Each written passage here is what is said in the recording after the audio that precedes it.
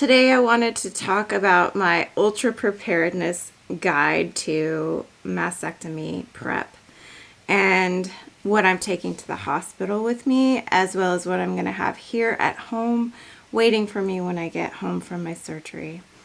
I've had oodles of suggestions from my Facebook and in-person breast cancer support group, and so I feel like I'm so prepared. And I just wanted to share all of this amazing knowledge and all these tips with you because I feel so grateful for them. So I have a backpack and a tote bag going with me to the hospital. And I guess I'll start with my backpack.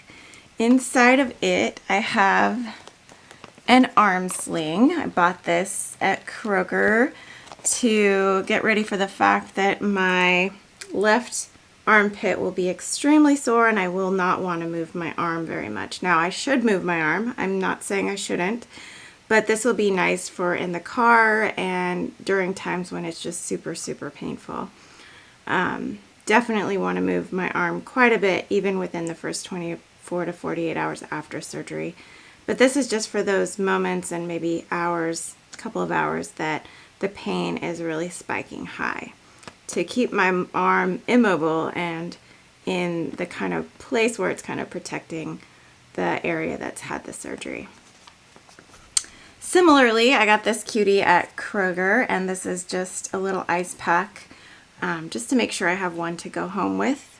I will ask the nurses to freeze this, and then I'll put it in against my stitches before I leave the hospital. One of the very wise people in my support group said that I should get a long charging cord. Just in case I spend the night in the hospital, I will be able to have my phone near me and not across the room from me. So this one I think is 15 feet long, maybe 20 feet long. Just make sure and get the longest one you can find. I don't like to buy things online, so I got this at the grocery outlet. I have a KN95 mask, one of the more comfortable ones. I work in healthcare, and so I know that they can be very uncomfortable. So I made sure and saved a nice new one that goes around the ears and not around the head. I just don't like the elastics around my head. So that's for the time that I'm in the hospital. I also have some jammies. I'm not a jammies person, so this is really weird for me to have bought some jammies. I got this one, I think at Goodwill. It's just a really big buttoned one that has just a few buttons. It's flannel, nice and warm, because I tend to get cold very easily. I didn't buy any jammy bottoms because I have sweatpants that I'll bring for bottoms. And I'll wear my sweatpants out of the hospital, but I wanted to wear something kind of nice for out of the hospital. This, again, just has 4 buttons, so pretty easy to close in the front without moving my arms. It has a little tie here at the bottom. I could do without that, but I like the fabric. It's stretchy cotton, comfy, and nice and cool because it's kind of warm out in early September here. Just in case I spend any significant time at the hospital, I brought 2 pairs of super soft jammy shorts and tank. I got these on sale. They're super, super soft. I don't know if you can see the fabric, but it's kind of like that, I don't know what you call it. It's just like a polyester that's made to be uber soft. So I have 2 pairs of these so that I can be comfy at the hospital. Nothing harsh rubbing against my skin. And I found this bra. It's a zip-up bra. I know that they will give me a velcro front bra at the hospital, but I found this one that's a zip-up, and I thought it might be a little easier to deal with than ripping velcro with my left arm, which could be a little bit more traumatic than just going like this with the zipper. So just kind of a stretchy sports bra that fits me as I am now, since I'm having a single mastectomy. Okay, that's my one bag that's going to the hospital. And now I'll open my other one, and this is mostly gifts from my support group, which is so cool. It's got the name of my support group on the bag. This one wasn't a gift. This is a kind of a Sherpa lined, really heavy, not flannel, but fleece shirt. It's meant to be like a work shirt, like a farming work shirt, I think. I got it at Costco recently. And the brand is Sage Collective. And this is just in case I get really cold at the hospital or on the way home from the hospital. Anywhere that's really overly air conditioned. That will come in handy, just kind of as an emergency. The rest of these things I think were all gifts from my support group. Fleece blanket, so this is kind of a sweatshirt blanket. It's got that sweatshirt material inside and outside. Socks, which will come in really handy at the hospital if I get cold. A really cool water bottle with a flip top.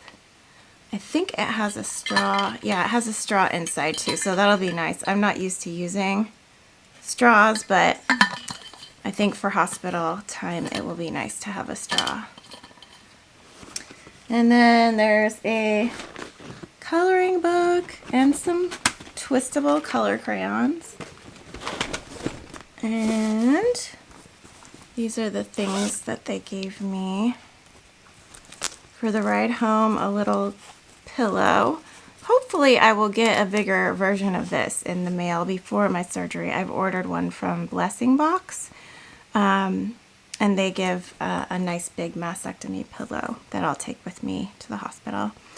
Arnica Gel. This is something that you put on prior to surgery to reduce bruising after surgery. That's not something they gave me, that's just mine. They gave me a little soap and a hand sanitizer, natural, from a brand called Everyone for Everybody. It's all natural. An eye mask, which is really cool. I'm really excited about that because I don't have an eye mask, and I think I might want that in the hospital as well as at home when I get back. And they also gave me a couple little lotions that I probably won't use in the hospital. I've made my own salve out of calendula and comfrey oil for scar reduction, so I'll be bringing that instead. I don't like to use any lotions that have any chemicals at all, just pure food grade oils and essential oils. So those are the things I'm bringing to the hospital. Be sure to comment below if you think I've missed anything so that others can benefit from our collective knowledge and wisdom. And then for the things that I'm going to have here at home waiting for me when I get home, I have this sleep sack that I've made myself out of a queen size sheet. I basically folded it in half lengthwise and sewed up the bottom and most way up the side, so it's like a sheet sleeping bag.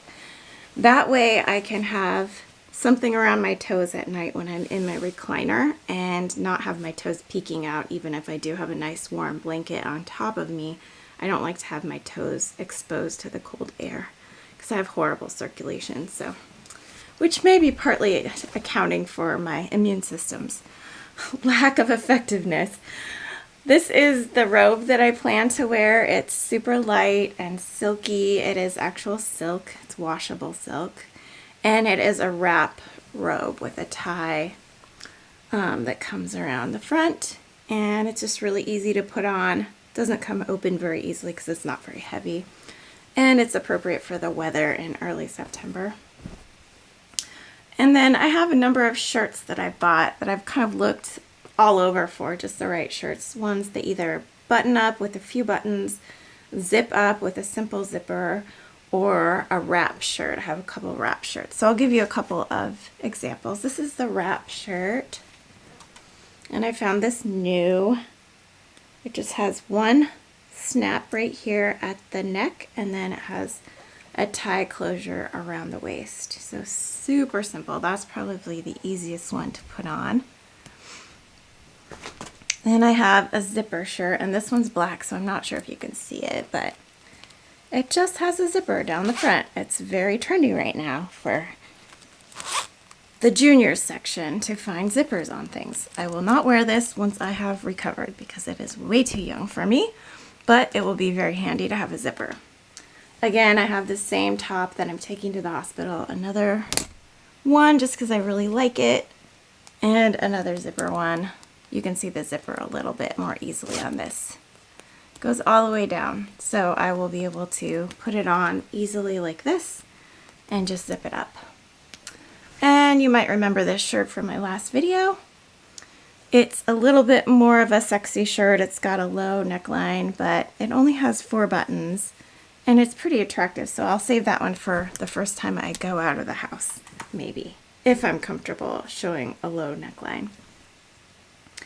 All right, now I'm going to take you down to my living room where I am going to be healing after surgery in my new recliner that I got for just $30. It was priced at $50 at an estate sale, but I asked them if they'd take $30, and they did, and so I'm thrilled to have a very comfy recliner. It's not the prettiest in the world. It's kind of ugly, but I covered it with this blanket, and I think the blanket looks okay. And then I have this really warm Sherpa blanket from Costco.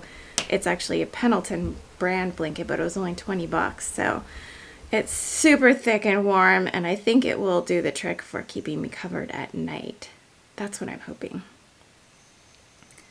Next to my new recliner, I have a couple of tables and chairs just to hold all the stuff, and I've bought a case of coconut water to make sure that I replenish my electrolytes after surgery.